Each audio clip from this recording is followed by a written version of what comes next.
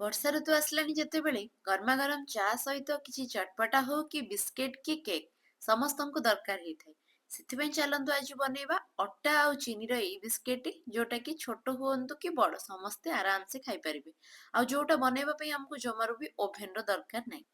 ଏଇଭଳି ପୁରା ଖାସ୍ତା ବିସ୍କେଟ ବନେଇବା ପାଇଁ ଆମକୁ ଦରକାର ହବ ପ୍ରଥମେ ଗୋଟେ ବଡ ଥାଳି ତା ସାଙ୍ଗେ ସାଙ୍ଗେ ଏଇଭଳି ଭାବେ ଗୋଟେ ମେଜରିଂ କପ୍। ଆପଣମାନଙ୍କ ପାଖରେ ଯଦି ଏଇଭଳି ମେଜରିଂ କପ୍ ନାହିଁ ଆପଣମାନେ ଏଇଭଳି ଗୋଟେ ଗିନା ସାହାଯ୍ୟରେ ସବୁ ଜିନିଷକୁ ମାପି ମୁପାକି ନେବେ ତାହେଲେ ଯାଇକି ପୁରାପୁରି ପରଫେକ୍ଟ ଖାସ୍ତା ବିସ୍କେଟ ବନିବ। ବିସ୍କେଟ ବନେଇବା ପାଇଁ ପ୍ରଥମେ ମୁଁ ଏଠାରେ ନେଇଛି 2 କପ୍ ଅଟା ଯୋଉଟା କି ଗହମ ଚୁନା କହନ୍ତି। ଗହମ ଚୁନାକୁ 2 କପ୍ ନେଇଛି।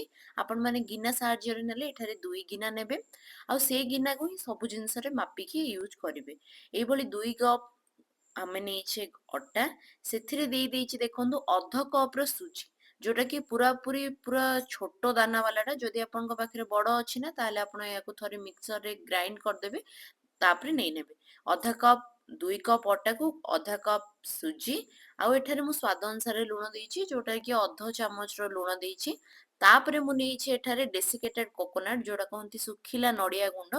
ଏମିତି ମୁଁ 1/4 କପ୍ ନେଇଛି। ଏଇଟା ପକେଇବା ଦ୍ଵାରା ନା ଆମର ଟେଷ୍ଟ ଟା ପୁରାପୁରି ବଢିଆ ଲାଗେ ଆଉ ମତେ ଖାସ କରି ବହୁତ ଭଲ ଲାଗେ।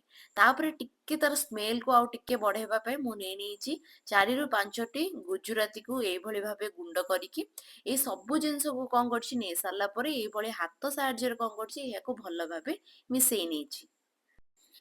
ସବୁ ମିଶାମିଶି ସରିଲା। ଏବେ ନେଇଛି ମୁଁ ଏଠାରେ ଘିଅ ଯୋଉଟା କି 3ରୁ 4 ଚାମଚ ଘିଅ। ତାକୁ କଣ କରିଛି ମୁଁ ଟିକେ ଗରମ କରିଦେଇଛି ଯେମିତି ଦେଖିପାରୁଥିବେ ଏଠି ମେଲ୍ଟ କରିନେଇଛି ଆଉ ତାକୁ ଟିକେ ଥଣ୍ଡା କରିଦେଇଛି। ଜମା ଗରମ ନେବେନି ଟିକେ ନଖ ଉଷୁମ ଥିବ ଏଇଭଳି ଭାବେ ନେବେ ଆଉ ଗୋଟେ ଚାମଚ ସାହାଯ୍ୟରେ ନା ଚାରିଆଡ କୋଣରେ ଏଇଭଳି ଭାବେ ପକେଇ ନେବେ। ଟିକେ ଟିକେ ପକେଇବେ ତାପରେ ଆପଣ ଏଇଭଳି ଭାବେ ହାତରେ ମିଶେଇବେ ଯେମିତି ଆମେ ଖଜା କଲେ ଖାସ୍ତା କରନ୍ତି ଠିକ ସେଇଭଳି ଭାବେ ଏଠାରେ ଏଇଭଳି ଆମେ ଖାସ୍ତା କରିନବା। ଏଠାରେ ନା ଏଇ ଖାସ୍ତା ପାର୍ଟ ଟା ହିଁ ହେଉଛି ସବୁଠୁ ଇମ୍ପୋର୍ଟାଣ୍ଟ କାମ। ଯଦି ଆମେ ଭଲସେ ଖାସ୍ତା ଦବା ତାହେଲେ ଆମର ବିସ୍କେଟ ପୁରାପୁରି ପରଫେକ୍ଟ ବନିବ। ତ ଏଇଭଳି ଭାବେ ଆମେ ପୁରାପୁରି ଏହାକୁ ମିଶେଇ ନବା ଯେତେ ସମୟ ପର୍ଯ୍ୟନ୍ତ ଆମର ଏଇଭଳି ଭାବେ ଅଟା ଏଇଭଳି ଧରିଲେ ଯେଭଳି ଗୁଳା ନ ହେଇଯାଇଛି ସେଇଭଳି ଭାବେ ଆମେ ଏହାକୁ ପୁରାପୁରି ମିଶେଇବା। ଦେଖନ୍ତୁ ଏଇଭଳି ଭାବେ ଯଦି ଆମର ଗୋଟେ ଧରିଲେ ମାନେ ପୁରା ବଲ ଭଳି ହେଇଯାଉଥିବ ନା ତାହେଲେ ସେତେବେଳେ ଜାଣିବା ଯେ ଆମର ଖାସ୍ତା ପୁରା ହେଇଗଲାଣି। ଏବେ ନବା ଆମେ ଏଥିପାଇଁ ଚିନି। ଯୋଉଥିପାଇଁ କି ମୁଁ ଯୋଉ କପ ରେ ଅଟା ନେଇଥିଲି ସେଇ କପ ରେ ହିଁ ମୁଁ ଏଠାରେ 1 କପ୍ ଚିନି ନେଇଛି। ଚିନି ଟା ଦେଖିପାରୁଥିବେ ମୁଁ ଏଠାରେ ଟିକେ ବଡ ଦାନା ଚିନି ନେଇଛି ଯୋଉଥିପାଇଁ କି ଯେତେବେଳେ ଆମେ ଏଥିରେ କ୍ଷୀର ପକେଇବା ନା ତାହେଲେ ଆମର ଚିନି ଟା ମେଲ୍ଟ ହବନି ଟିକେ ଗୋଟା ଗୋଟା ରହିବ ଆଉ ବିସ୍କେଟ ରେ ଟିକେ ଆମର ପାଟିକି ଲାଗିବ। ତ 1 କପ୍ ଚିନିରେ ମୁଁ ଏଠାରେ ଅଧ କପ୍ କ୍ଷୀର ଦେଇଛି ଯୋଉଟା କି ଥଣ୍ଡା କ୍ଷୀର। ଗରମ କ୍ଷୀର ଜମା ବି ନେବେନି ଥଣ୍ଡା କ୍ଷୀର ନେବେ। ଯଦି ଗରମ କ୍ଷୀର ନେବେ ତାହେଲେ ଚିନି ମେଲ୍ଟ ହେଇଯିବ ଆମର ବିସ୍କେଟ ପୁରାପୁରି ହାର୍ଡ ବନିବ।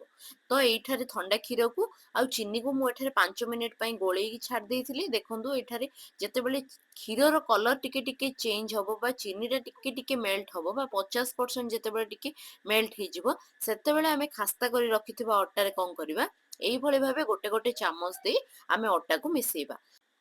ଏଠାରେ ପାଖାପାଖି ସବୁ କ୍ଷୀର ମୋର ୟୁଜ ହେଇଯାଇଛି। ଆପଣ ବି ଯଦି ଏଇ ମାପ ଅନୁସାରେ ବନଉଛନ୍ତି ନା ଦେଖିବେ ଠିକ ପୁରା ଯେତିକି କ୍ଷୀର ଆପଣ ନେଇଥିବେ ନା ସେତିକି ପୁରା ଲାଗିଯିବ ଆମର ଅଟା ବନେଇବାରେ। ଦେଖନ୍ତୁ ରୁଟି ଯେଇଭଳି ଆମେ ପୁରା ଚକୁଟୁଛେ ସେ ଠିକ ସେଇଭଳି ରୁଟିର ଅଟା ଲଗେଇବା କିନ୍ତୁ ରୁଟି ଭଳି ଏତେ ପାଣିଆ ନାହିଁ। ଏଇଟା ଟିକେ ଶୁଖିଲା ଅଟା ଚକଟା ବନିବ। ଆପଣ ମାନେ ବି ଯେବେ ବନଉଛନ୍ତି ଶୁଖିଲା ହିଁ ବନେଇବେ ନଚେତ ଆମର ବିସ୍କେଟ ଫାଟିଯିବ ଛାଣିଲା ସମୟରେ ଆଉ ବିସ୍କେଟ ଟା ପୁରା ଟାଣ ଲାଗିବ। ତ ଏଇଭଳି ଭାବେ ପୁରା ଚକଟି ସାରିଲା ପରେ ଆମେ ଏହାକୁ ଜମା ରେଷ୍ଟ ଦବାର ନାହିଁ ସାଙ୍ଗେ ସାଙ୍ଗେ ଆମେ ଏହାକୁ ଫ୍ରାଏ କରିବା। ତ ସେଥିପାଇଁ ମୁଁ କଣ କରିଛି ନା ଏଇଭଳି ଭାବେ ଏହାକୁ ବଲ କରି ରଖିକି ମୁଁ ଗ୍ୟାସ ରେ କଣ କରିଛି ଗୋଟେ ପ୍ୟାନ ରେ ତେଲ ନେଇ ଏହାକୁ ଗରମ କରିବା ପାଇଁ ଛାଡି ଦେଇଛି। ଆପଣ ମାନେ ବି ପ୍ୟାନ ୟୁଜ କରନ୍ତୁ ଆମକୁ ଛାଣିବାରେ ବିସ୍କେଟ ଟା ଇଜି ହବ। ତ ଏଇଭଳି ଭାବେ ମୁଁ ଗରମ ଲୋ ଫ୍ଲେମ ରେ କଣ କରିଛି ତେଲକୁ ଗରମ ହବା ପାଇଁ ଛାଡି ଦେଇଛି। ସେଇପଟେ ଚାଲନ୍ତୁ ବନେଇ ନବା ଆମେ ଯୋଉ ଅଟା ରଖିଥିଲେ ସେଥିରେ ଆମେ ବିସ୍କେଟ ର ସେପ ଦେଇ ନବା। ଏଇଭଳି ଭାବେ ମୁଁ କଣ କରୁଛି ସେଥିରୁ ଗୋଟେ ବଲ ନେଇକି ସେଥିରେ ଏଇଭଳି ଭାବେ ଦେଖନ୍ତୁ ଗୋଲ ପୁରା ରାଉଣ୍ଡ ସେପ ଦେଇ ଦେଇଛି। ତ ଏଇଭଳି ଭାବେ ଆପଣ ଯଦି କରିପାରିବେ ଇଚ୍ଛା ତାହେଲେ କରିପାରିବେ ନଚେତ ଆପଣଙ୍କୁ ଯଦି କୁକିଜ କଟର ଅଛି ସେଥିରେ ବି ସେପ ଦେଇପାରିବେ ନଚେତ ଆପଣ ମାନେ ଗୋଲ ଦେଇପାରିବେ ଟ୍ରାଇଙ୍ଗଲ ଦେଇପାରିବେ। ଆପଣଙ୍କ ପସନ୍ଦ ଅନୁସାରେ ଆପଣ ମାନେ ଯେଉଁଭଳି ସେପ ଦବାକୁ ଚାହୁଁଛନ୍ତି ଆପଣ ଦେଇପାରିବେ। ଏଇଭଳି ଭାବେ ମୁଁ ସବୁ ଗୁଡାକୁ କଣ କରିଛି ସମାନ ସାଇଜ ରେ ସବୁ କାଟି ଦେଇଛି। ଦେଖନ୍ତୁ କାଟି ସାରିଲା ପରେ ଟିକେ ଟିକେ ମତେ କ୍ରାକ୍ ଦେଖା ଯାଉଥିଲା, ତ ମୁଁ କଣ କରିଛି ସେଇ ଛୁରୀ ସାହାଯ୍ୟରେ ହିଁ ଏହାକୁ ଭଲ ଭାବେ ପ୍ରେସ୍ କରି ନେଇଛି। ଦେଖନ୍ତୁ ପୁରାପୁରି ପରଫେକ୍ଟ ବନି ଯାଇଛି। ଏବେ କଣ କରିବା, ଆମର ତେଲ ବି ଗରମ ହେଇସାରିଛି। ତାପରେ ଆମେ କଣ କରିବା, ଏଇ ସବୁ ବିସ୍କେଟ କୁ ସେଥିରେ ଏଇଭଳି ଭାବେ ପକେଇ ନବା। ଆଉ ଯେତେବେଳେ ଏହାକୁ ଛାଣିବା ସବୁବେଳେ ଆମେ କଣ କରିବା, ଗ୍ୟାସ ର ଫ୍ଲେମ କୁ ଲୋ ହିଁ ରଖିବା। ହାଇ ଫ୍ଲେମ ରେ ଜମା ଛାଣିବେନି, ନଚେତ ଆମର ବିସ୍କେଟ ବାହାର ପଟୁ ପୁରା ପୁରି କଳା ପଡିଯିବ, ପିତା ଲାଗିବ, ତା ସାଙ୍ଗେ ସାଙ୍ଗେ ଭିତରଟା କଞ୍ଚା ରହିଯିବ। ଏଇଭଳି ଭାବେ ଲୋ ଫ୍ଲେମ ରେ ଯେତେବେଳେ ଆମର ଗୋଟେ ସାଇଡ ଟିକେ ଟିକେ ବ୍ରାଉନ ହେବା ଆରମ୍ଭ ହବ, ତ ମୁଁ ଏହାକୁ ଧୀରେ ଧୀରେ ସବୁ ଗୁଡାକୁ କଣ କରୁଛି ଏଇଭଳି ଭାବେ ଓଲଟେଇ ନେଇଛି। ଯେତେବେଳେ ଦୁଇ ସାଇଡ ଏଇଭଳି ଭାବେ ବ୍ରାଉନ ହେଇଯିବ, ଅଧିକା ବ୍ରାଉନ ନାହିଁ, ଟିକେ ନର୍ମାଲ ବ୍ରାଉନ ହେଇଯିବ, ମୁଁ ସବୁ ଗୁଡାକୁ ଧୀରେ ଧୀରେ ଏଇଭଳି ଭାବେ ଗୋଟେ ଗୋଟେ କରି ବାହାର କରି ନେଇଛି।